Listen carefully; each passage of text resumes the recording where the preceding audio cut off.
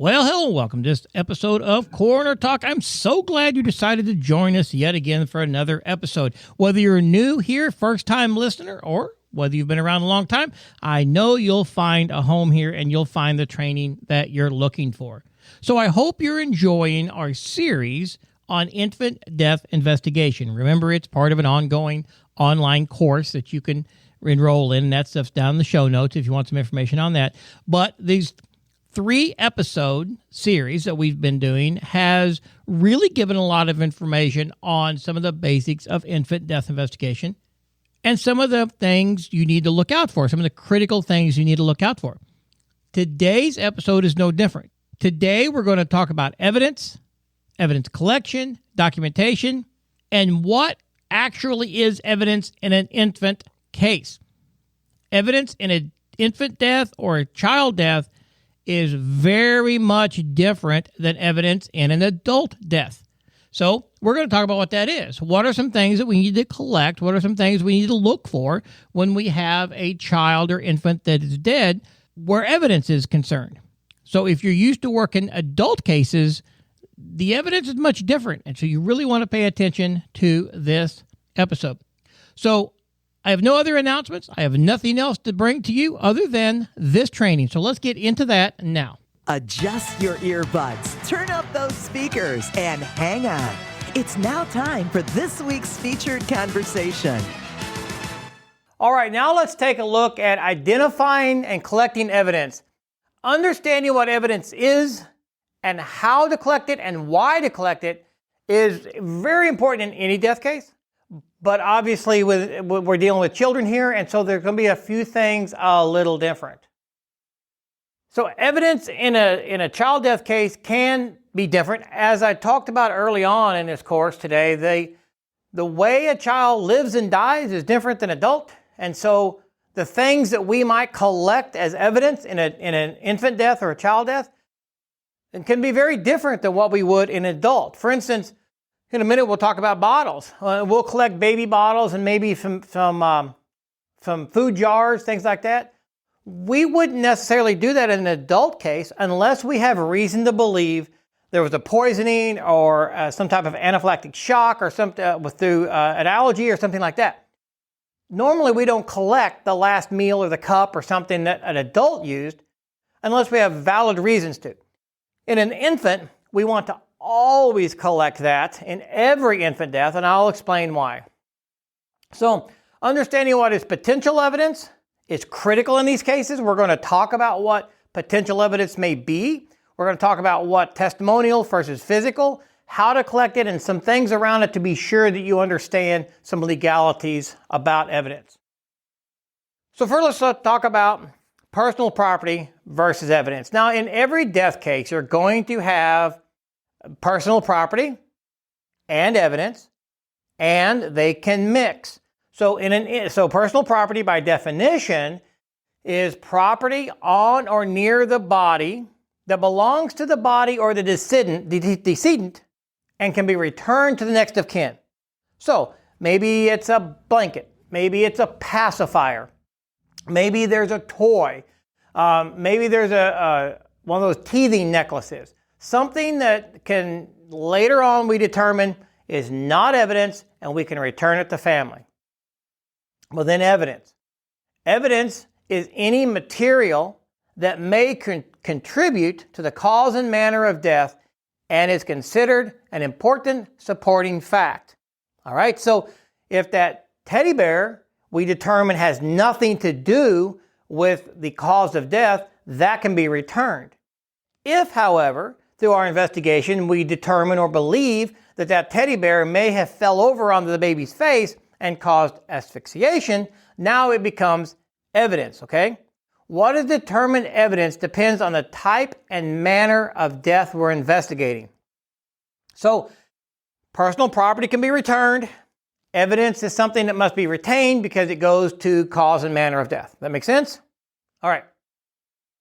There are two kinds of evidence that we deal with in all death investigation, criminal investigation. Testimonial evidence is evidence given to us by witnesses, victims, even suspects. That's the statements, the stories that they tell us. Also, visual observations. For instance, lividity. We know that that's the pooling of the blood to the lowest level of the body in the way the body is lying. And so physically, that's the blood pooling in the capillaries on the lowest portion of the body. Physically, that's that. Visually means it's testimonial evidence. I can come along and say, I observed this child lying on its back with evidence of lividity across its back and absent from the back of its head, absence from its buttocks, where that I'm explaining it. That's testimonial. It's the same evidence, but it's testimonial or it's physical. Physical is anything can be touched, has an odor, has physical attributes to it in some way. That's physical evidence, okay? A bullet inside the head of a person, that's physical evidence.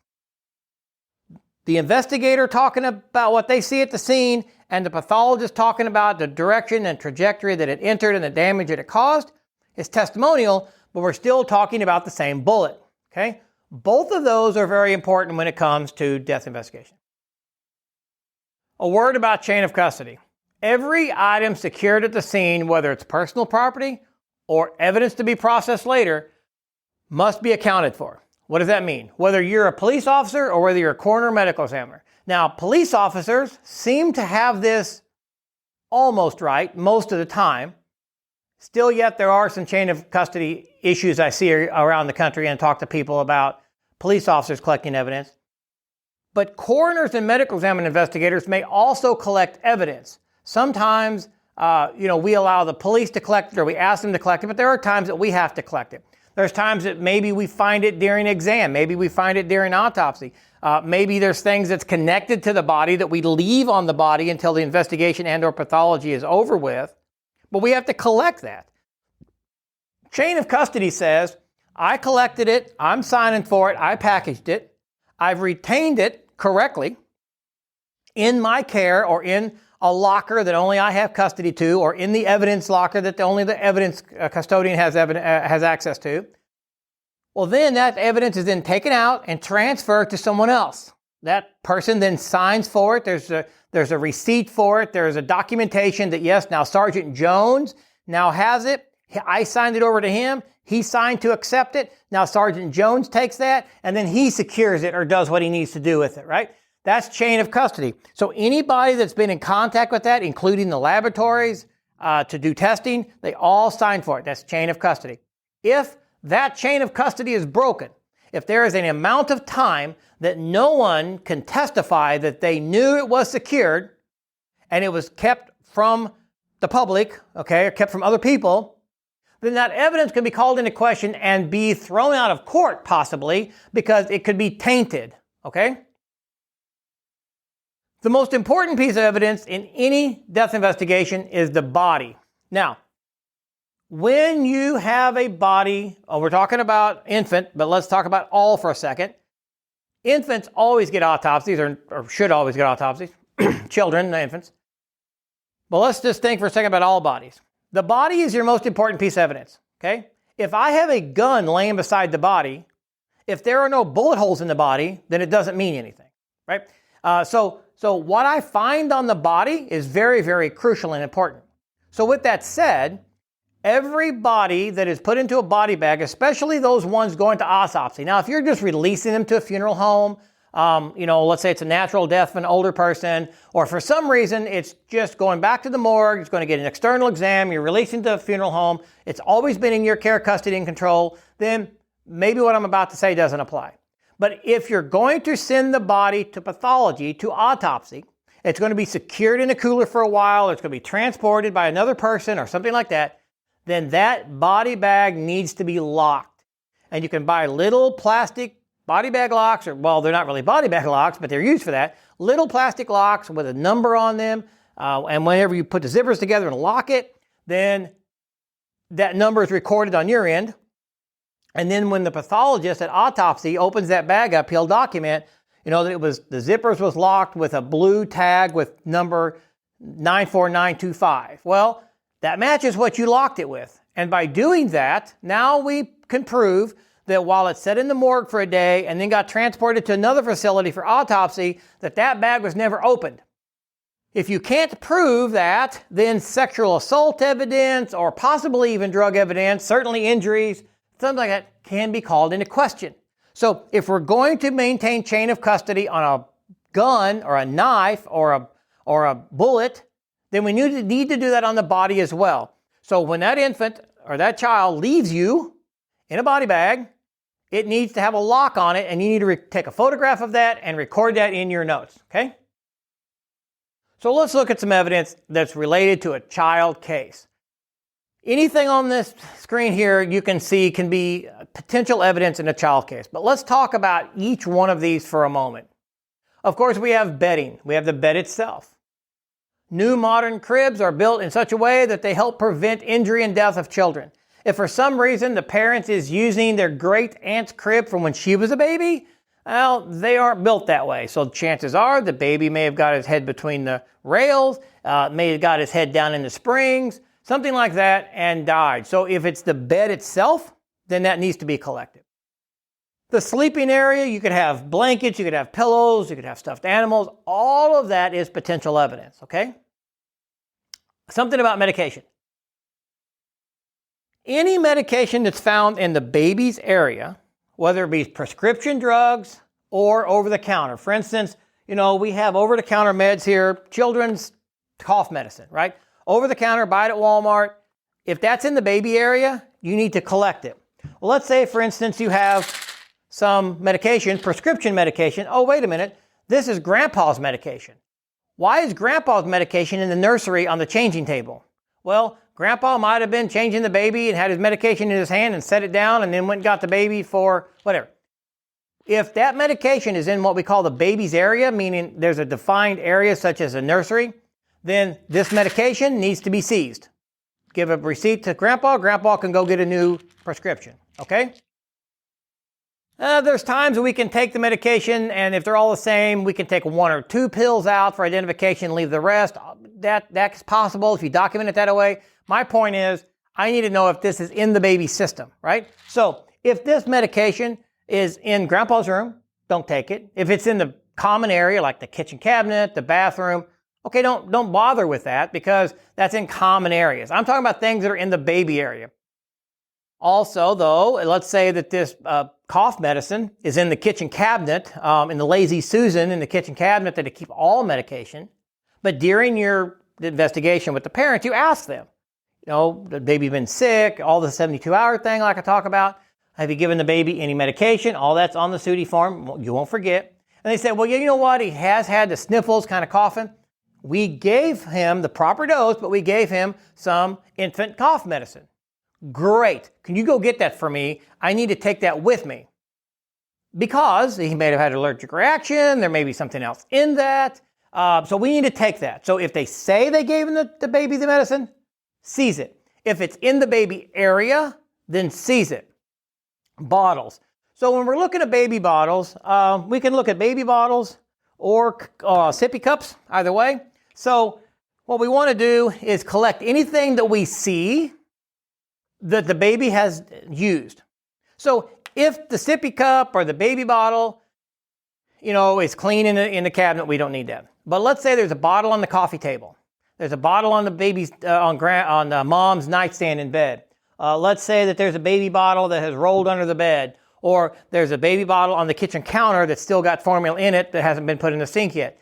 Any bottles that we can find like that needs to be collected, okay? Because there could be potential evidence in that bottle, and until we get toxicology back, we won't know whether we need it or not. So a good example, I've had this 2 or 3 times in my career. One example of this, baby was not feeling well, neither was mom.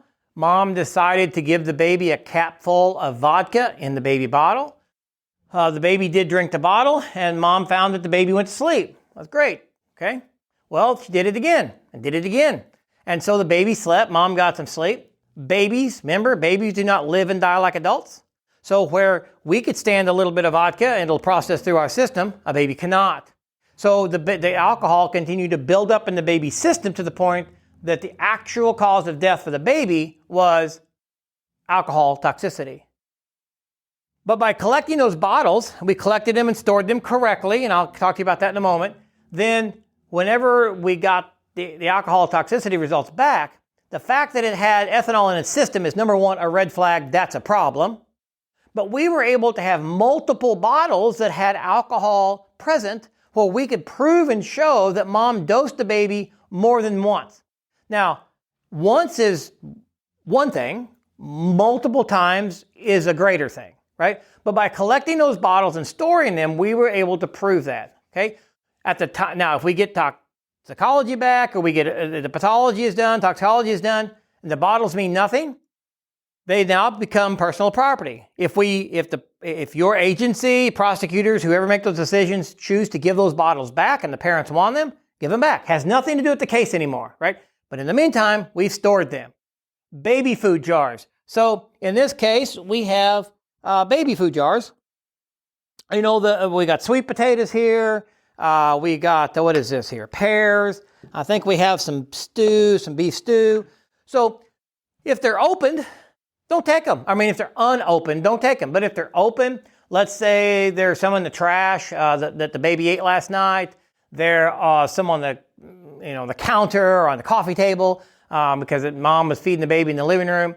If the baby has eaten from those, take them, because same thing as the bottles, there may be something present in that food. It might be that the baby's allergic to peanuts and there's peanut oil in the food and mom didn't know that, right? Or it could be drugs, or it could be alcohol, it could be any number of things. But we need to seize those, and we can always throw them away or give them back later.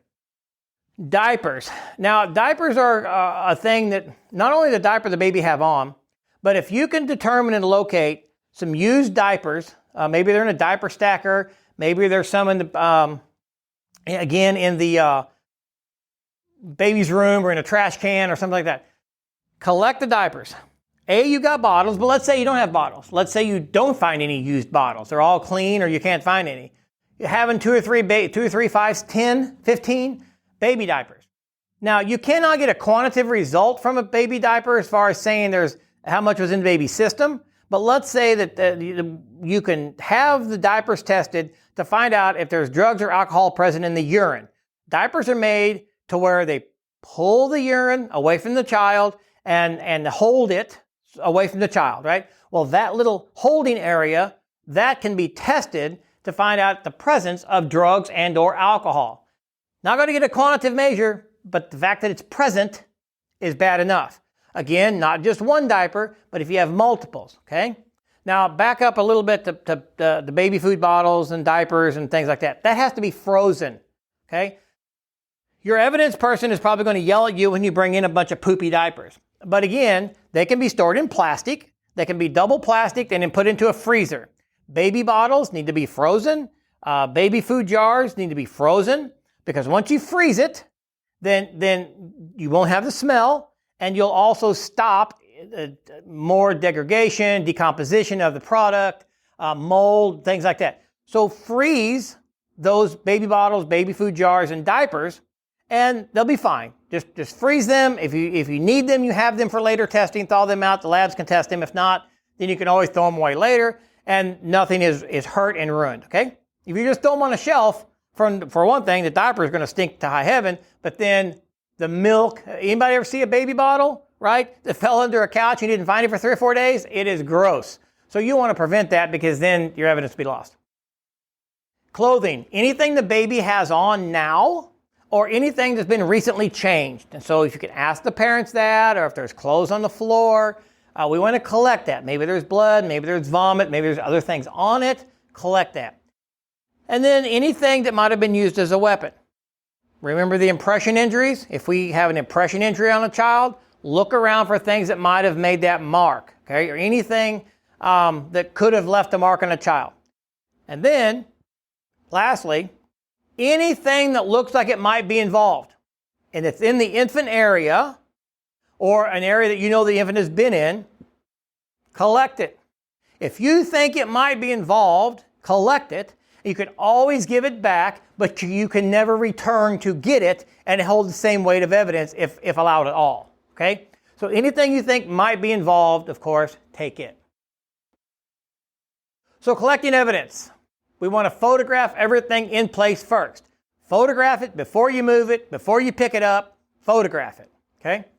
Be sure you have photographed and documented in your, you've documented in your notes, you photographed it, you've also made note of it in your narrative of what you collected and where it was at, where the placement was, things like that.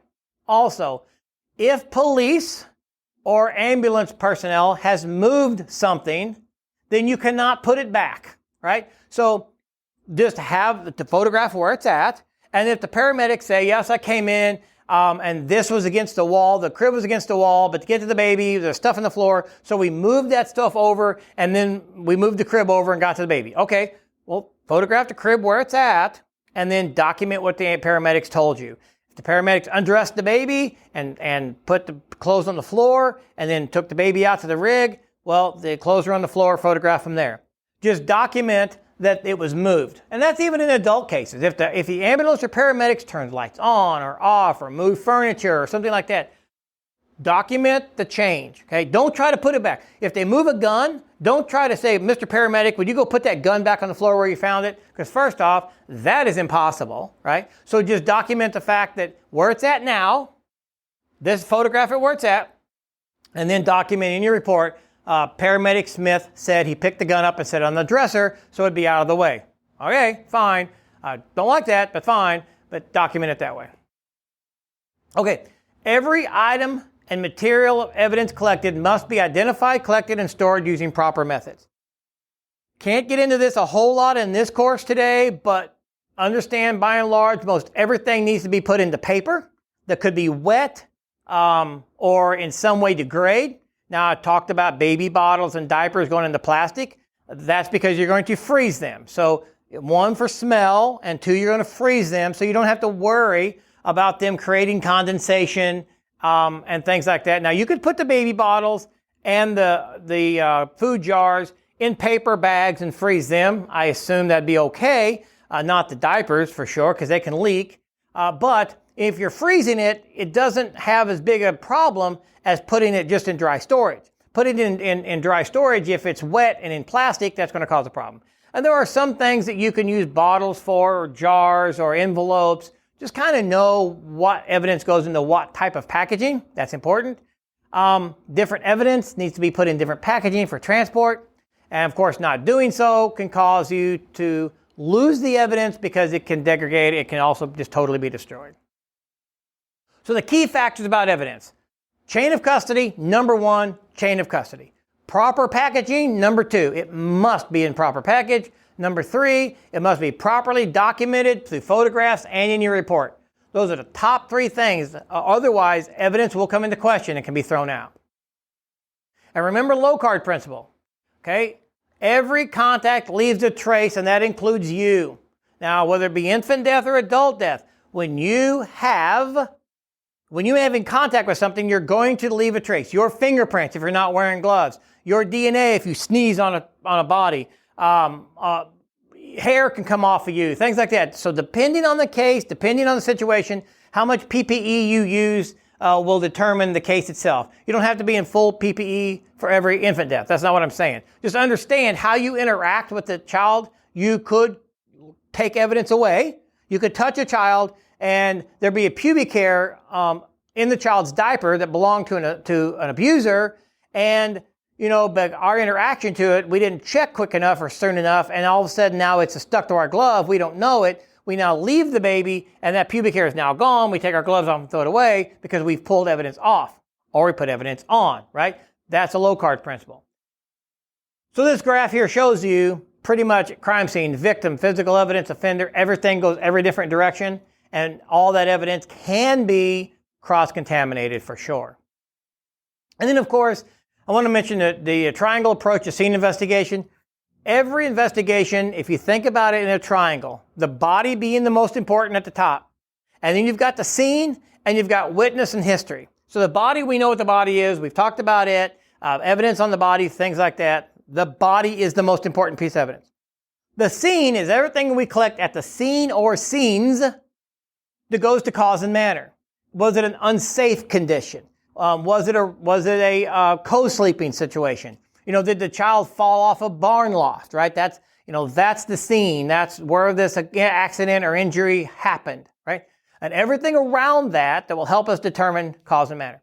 And then witness and history. So they kind of go together. Witnesses are anybody that has information that can tell you about the case or tell you about what happened, about the family, about the child.